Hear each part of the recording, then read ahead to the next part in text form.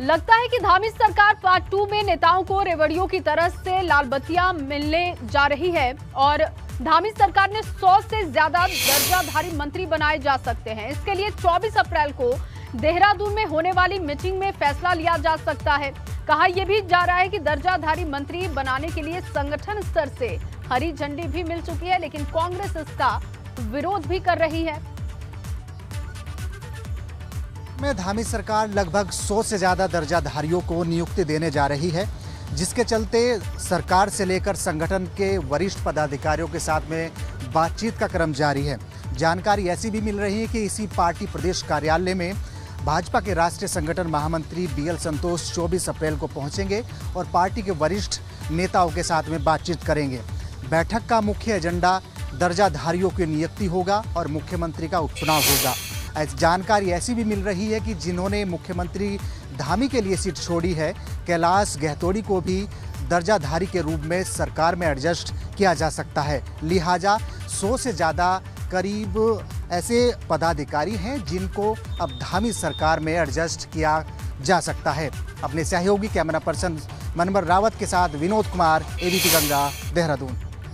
उधर धामी सरकार में 100 दर्जाधारी बनाए जाने पर कांग्रेस सवाल भी उठा रही है। कांग्रेस का कहना है कि सरकार आम आदमी को महंगाई से राहत देने के बजाय नेताओं की फिजूल खर्ची पर ध्यान दे रही है। आप भी सुनिए।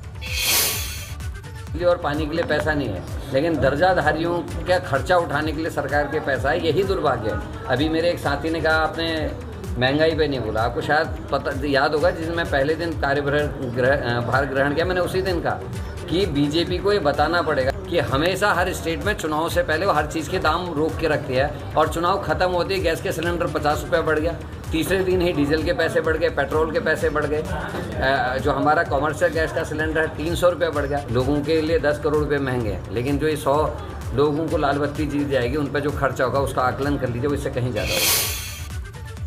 वहीं चारधाम यात्रा में गैर हिंदुओं की एंट्री को लेकर एक बार फिर से सीएम पुष्कर सिंह धामी का बयान सामने आ चुका है। सीएम धामी ने कहा कि देवभूमि को कोई शरणालय नहीं है, कोई भी आकर रहने लगे। सीएम ने कहा कि देवभूमि धार्मिक लिहाज से तो अहम है ही, साथ ही सामरिक लिहाज से भी अहम है और इसीलिए यहाँ किसी का भी अतिक्रमण बर्दाश्त नहीं होगा, किसी को भी अतिक्रमण की इजाजत नहीं है। ऐसा केवल यात्रा के संबंध में नहीं कहा है, और ये चूँकि यात्रा चल रही है इसलिए यात्रा के सीजन में बात आई है।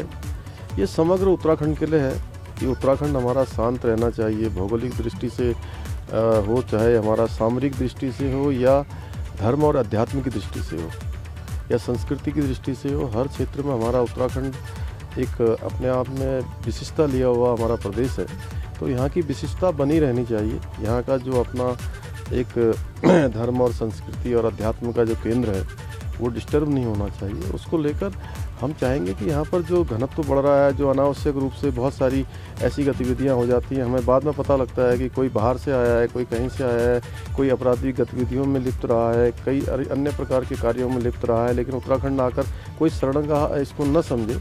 ये शरण स्थली नहीं है, ये किसी के लिए आराम करने की जगह भी नहीं।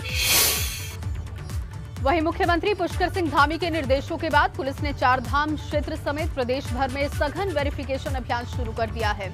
10 दिनों तक चलने वाले इस अभियान में पुलिस बाहरी व्यक्तियों का वेरिफिकेशन करेगी, जिसके लिए DGP अशोक कुमार ने सभी जिलों के कप्तानों के साथ मीटिंग कर अपने अपने जिलों में वेरिफिकेशन अभियान चलाने के आदेश भी जारी कर दिए हैं। सत्यापन पे हमने समस्त जिलों को कहा है कि जो भी बाहरी व्यक्ति यहाँ पर आए हैं उत्तराखंड में, चाहे वो ठेलिया वाले हों, मजदूर हों, नौकरी पेशा हों, तो उनका सत्यापन कराया जाए हर हालत में। कौन है, कहाँ से आए हैं, क्या उनकी बैकग्राउंड है।